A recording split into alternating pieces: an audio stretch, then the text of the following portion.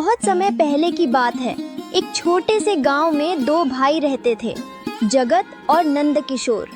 उनके माता पिता का अचानक निधन हो गया, जिससे परिवार की संपत्ति का बंटवारा हो गया। जगत एक ईमानदार और मेहनती किसान था। वह दिन रात अपनी जमीन पर मेहनत करता और अपने परिश्रम से खुश रहता। दूसरी ओर नंदकिशोर लालची और चतुर था। वह हमेशा किसी न किसी तरह जगत को ठगने की योजना बनाता रहता। उसके मन में बस एक ही विचार था, किसी भी तरह अपने छोटे भाई की संपत्ति पर कब्जा कर लेना। एक दिन नंदकिशोर ने सोचा कि यही सही मौका है अपने भाई को अपने जाल में फंसाने का। उसने जगत को अपने घर बुलाने की योजना बनाई। जगत, जो अपने बड़े भाई से प्रेम करता था, खुशी खुशी उसके घर पहुंच गया। बड़े भैया, आपने मुझे बुलाया? हाँ जगत, तुम्हारी जमीन तो बहुत उपजाऊ है। अगर तुम मुझसे कर्ज लेकर उसमें फसल उगाओ तो और ज्यादा फायदा होगा। आपका बहुत बहुत धन्यवाद भैया, लेकिन मैं इतने में ही खुश हूँ। जो भगवान देता है उसी में संतुष्ट रहता हूँ। अरे जगत, मैं तेरे भले के लिए ही कह रहा हूँ। देख, अगर तू मेरी बात मानेगा तो तेरी जमीन से दुगनी उपज होगी, फिर तेरा जीवन भी और अच्छा हो जाएगा। भैया, मेहनत और ईमानदारी से जो मिलता है वही सबसे अच्छा होता है। मैं किसी तरह की चालाकी में नहीं पड़ना चाहता। इसे सीधी तरह नहीं समझा सकता, अब कोई और तरीका अपनाना पड़ेगा। सुन गहना, मैं किसी भी हाल में जगत की जमीन छीन कर ही रहूंगा। वो अकेला क्यों सारी उपजाऊ जमीन का मालिक बना बैठा है? आप ये क्या कह रहे हैं? किसी की जमीन हड़पना पाप है। हमें अपने हिस्से में जो मिला है उसी में संतोष करना चाहिए। तुम क्या जानो जगत की जमीन कितनी उपजाऊ है। वहां मेरी जमीन से दुगनी फसल होती है। अगर वो जमीन मेरे पास आ जाए तो हमारा जीवन भी संवर जाएगा। मैं इतनी मेहनत करता हूँ, लेकिन मेरी जमीन उतनी उपज नहीं देती। लेकिन लालच कभी किसी का भला नहीं करता। भगवान ने हमें जो दिया है उसमें संतोष करना सीखना चाहिए। संतोष? और वो जगत, वो अकेले सारी अच्छी जमीन का मालिक बना बैठा है। मेरा क्या? मेरे भविष्य का क्या? मेरा हक कहाँ गया? किसी का हक छीन कर सुख नहीं मिलता जी। जबरदस्ती किसी की चीज लेने से उसका फल अच्छा नहीं होता। ये गलत है। सही गलत की बातें छोड़ो। इस दुनिया में ताकत से ही सब कुछ हासिल किया जाता है। मैं किसी भी तरह से जगत को मजबूर कर दूंगा कि वो मुझसे कर्ज ले। एक बार उसने कर्ज लिया तो फिर उसकी जमीन मेरी हो जाएगी। पर ये तो धोखा हुआ। इसका अंजाम अच्छा नहीं होगा। अगर तुम्हारी ये चालाकी पकड़ी गई तो जगत कभी तुम्हें माफ नहीं करेगा, और भगवान भी ऐसे पाप को नहीं माफ करता। दुनिया में कोई पाप पुण्य नहीं होता, बस ताकत होती है। कमजोर लोग नैतिकता की बातें करते हैं और ताकतवर लोग अपना हक छीन कर ले लेते हैं। अब देखना, वो जमीन मेरी होकर ही रहेगी। माला, एक बात सोच रहा हूँ। मुझे 5 महीने के लिए शहर जाना पड़ेगा, लेकिन मेरे जाने के बाद खेतों का क्या होगा? अगर ठीक से देखभाल न हुई तो फसल खराब हो सकती है। हाँ, ये तो सच कह रहे हो। खेतों की देखभाल बहुत जरूरी है, नहीं तो सारी मेहनत बेकार चली जाएगी। लेकिन फिर ऐसा कौन है जिस पर भरोसा किया जा सके? गांव में कई लोग हैं, लेकिन खेतों की देखभाल करने वाला किसी भरोसेमंद को ही बनाना होगा। अगर कोई बेईमान निकला तो मेरी मेहनत पर पानी फिर जाएगा। मेरे मन में एक बात आ रही है, क्यों ना हम खेतों की जिम्मेदारी नंदकिशोर भैया को सौंप दें। नंदकिशोर भैया, क्या ये ठीक रहेगा? देखो, वो तुम्हारे बड़े भाई हैं। अगर हम उन पर भरोसा नहीं करेंगे तो फिर किस पर करेंगे? परिवार में ही तो सबसे पहले मदद लेनी चाहिए। और वैसे भी अगर वो देखभाल करेंगे तो खेत सुरक्षित रहेंगे। ठीक है, अगर तुम्हें लगता है कि ये सही रहेगा तो मैं उनसे बात करूंगा।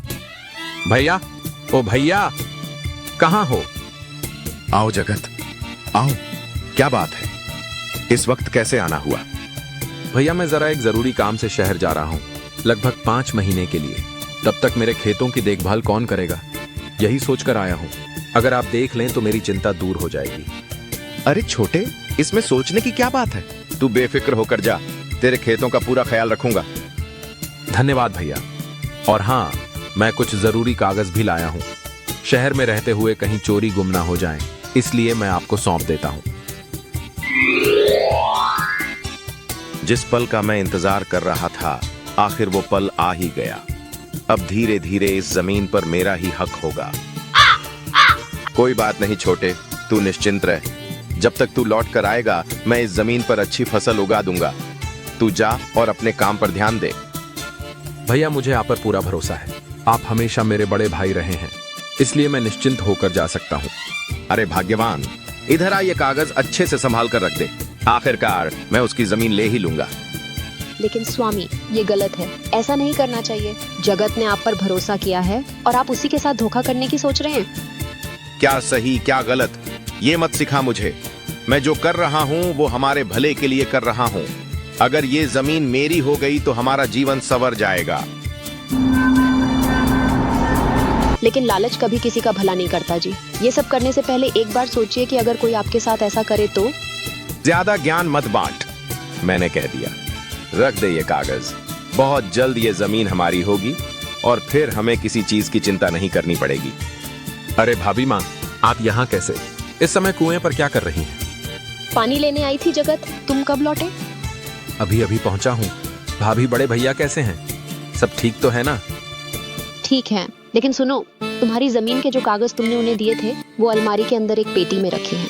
हो सकता है कि तुम्हारे भैया तुम्हें वो कागज देने से इनकार कर दें। नहीं भाभी माँ, भैया ऐसा नहीं करेंगे। वो मेरे बड़े भाई हैं। उन्होंने मेरी जमीन की देखभाल की है। मैं उन पर पूरा भरोसा करता हूँ। तुम उनके इरादों को नहीं जानते। मैं तुम्हें इसलिए बता रही हूँ ताकि तुम पहले से सतर्क रहो। ठीक है, तब मैं खुद ही उनसे कागज मांग लूंगा। लेकिन सुनो, तुम उन्हें ये मत बताना कि मैंने तुम्हें बताया है कि कागज अलमारी के अंदर पेटी में रखे हैं, नहीं तो मेरी खैर नहीं। ठीक है भाभी माँ, मैं समझ गया। मैं किसी को कुछ नहीं बताऊंगा। भैया, ओ भैया, कहाँ हो? अरे छोटे, तू आ गया? हाँ भैया, मैं आ गया। सारा काम निपटा कर आया हूँ। अब लाओ, मुझे मेरी जमीन के कागज दे दो। अरे छोटे, वो कागज वो तो नहीं मिल रहे हैं। क्या मतलब भैया? कागज कहाँ गए? 3 महीने पहले मेरे घर से तेरे कागज चोरी हो गए थे। क्या? ऐसा मत कहो भैया। मैं झूठ नहीं बोल रहा छोटे। भला मैं अपने छोटे भाई से झूठ बोलकर पाप थोड़ी कमाऊंगा। लेकिन भैया, आप तो झूठ ही बोल रहे हैं। अरे मुझ पर झूठा इल्जाम मत लगा। मैं इल्जाम नहीं लगा रहा। आपने वो कागज अलमारी के अंदर एक पेटी में रखे हैं। तू इतने यकीन के साथ कैसे कह सकता है? क्योंकि मैं अंतर्यामी हूँ। मन की आंखों से सब देख सकता हूँ। मैं कहीं भी बैठकर देख सकता हूँ। ठीक है, ले दे रहा हूँ। तुझे तो मैं किसी दिन देख लूंगा। सुनो सुनो, राजकुमारी का अनमोल कंगन चोरी हो गया है। जो भी इस कीमती कंगन को खोज कर लाएगा उसे राजा की ओर से बहुत बड़ा इनाम दिया जाएगा। इनाम में मिलेगा 10 बीघा उपजाऊ जमीन और एक शानदार महल जैसा घर। साथ ही सोने चांदी से भरी भारी थैली भी दी जाएगी। जो भी राजकुमारी का कंगन खोज कर लाएगा उसे राजा द्वारा निश्चित रूप से इनाम दिया जाएगा। चलो, मिल गया मौका जगत को फंसाने का। महाराज, मेरे छोटे भाई जगत के पास दिव्य दृष्टि की शक्ति है। वह जो चाहे उसे देख सकता है। अगर ऐसा है तो उसे दरबार में बुलाया जाए। जगत, सुना है कि तुम्हारे पास दिव्य दृष्टि है। तुम जो चाहे वह खोज सकते हो। लगता है भाई ने मुझे फंसाने की नई चाल चली है। जी महाराज। तो फिर राजकुमारी का वह कीमती कंगन भी खोज कर बताओ। राजकुमारी ना तो कुछ खा रही है ना ही कुछ पी रही है। उससे अपना कंगन बहुत प्रिय था। अगर तुम कंगन का पता लगा लो तो तुम्हें बहुत बड़ा इनाम मिलेगा। महाराज, इनाम के बारे में तो सुना ही है। लेकिन अगर तुम कंगन का पता नहीं लगा पाए तो तुम्हें मृत्यु दंड दिया जाएगा। अब तू फंस गया जगत। बड़े भाई से ज्यादा होशियारी दिखा रहा था। अब भुगत। देखता हूं अपनी दिव्य दृष्टि से कैसे बचता है। बड़े भैया, मैं आपका चेहरा देखते ही समझ गया था कि आपको बहुत मजा आ रहा है। लेकिन अब देखना मैं क्या करता हूं। महाराज, मैं कंगन को खोज सकता हूं, लेकिन इसके लिए मुझे गांव के बाहर जंगल के पास एक तंबू लगाना होगा। ठीक है, ऐसा ही होगा। सुनो सुनो सुनो, कोई भी व्यक्ति आज रात अपने घर से बाहर नहीं निकलेगा, क्योंकि हमारे यहाँ दिव्य दृष्टि वाले बाबा जगत आए हैं। वे अपनी दिव्य दृष्टि से उस चोर को देखेंगे और बताएंगे कि वह कौन है। इसलिए कोई भी अपने घर से बाहर न निकले। राजमहल में सभी तैयारियां पूरी कर दी जाती हैं। राजा के कहे अनुसार पूरे नगर में सख्ती बढ़ती जा रही है। जगत तय जगह पर ध्यान मग्न होकर बैठ जाता है। बस इसी समय का इंतजार था। रात के सन्नाटे में हलचल होती है। अचानक एक छाया तेजी से जगत की ओर बढ़ती है। डर से कांपती एक युवती उसके सामने आ खड़ी होती है। जगत भैया, मैं मीना हूँ, राजकुमारी की एक मामूली सी दासी। मैं आपको सच बताने आई हूँ। मैं अपनी गलती जल्दी से स्वीकार कर रही हूँ। नहीं तो मेरी खैर नहीं जगत भैया, मेरी जान सिर्फ आप बचा सकते हैं। कृपया करके मेरी गलती की सजा मुझे मत दिलवाइए। महाराज को मत बताइएगा। अरे बहन, इतनी डरी हुई क्यों हो? बताओ क्या हुआ? भैया, वो कंगन मैंने ही चोरी किया था। अरे, तो ये तो मुझे पहले ही पता था कि तुमने ही चुराया है। भैया, अगर आपने महाराज को बता दिया तो मुझे फांसी की सजा मिल जाएगी। कृपा करके मुझे बचा लीजिए। ठीक है ठीक है, पहले ये बताओ कि कंगन कहाँ छुपाया है। मैं सब बता दूंगी, लेकिन पहले वादा कीजिए कि आप मेरा नाम महाराज को नहीं बताएंगे। पहले बताओ।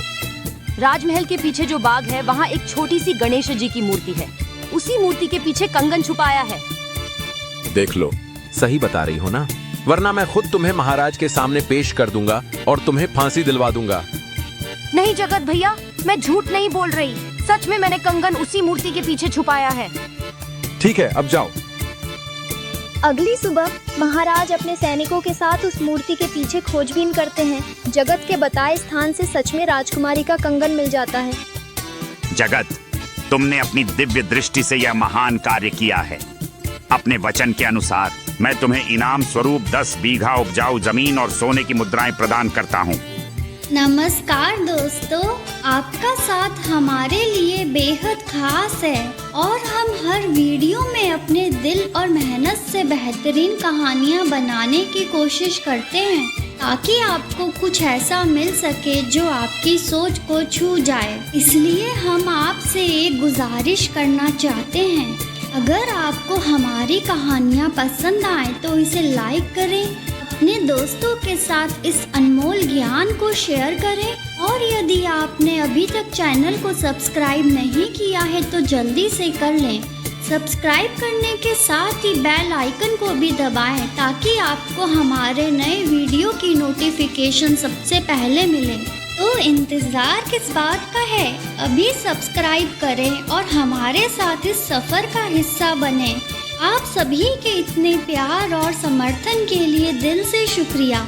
मिलते हैं अगली वीडियो में। इसी तरह की रोचक और मनोरंजक कहानियाँ देखने के लिए हमारे चैनल को सब्सक्राइब करें और बेल आइकन का बटन भी दबा दें ताकि आपको आने वाले हर कहानी की नोटिफिकेशन सबसे पहले मिल सके।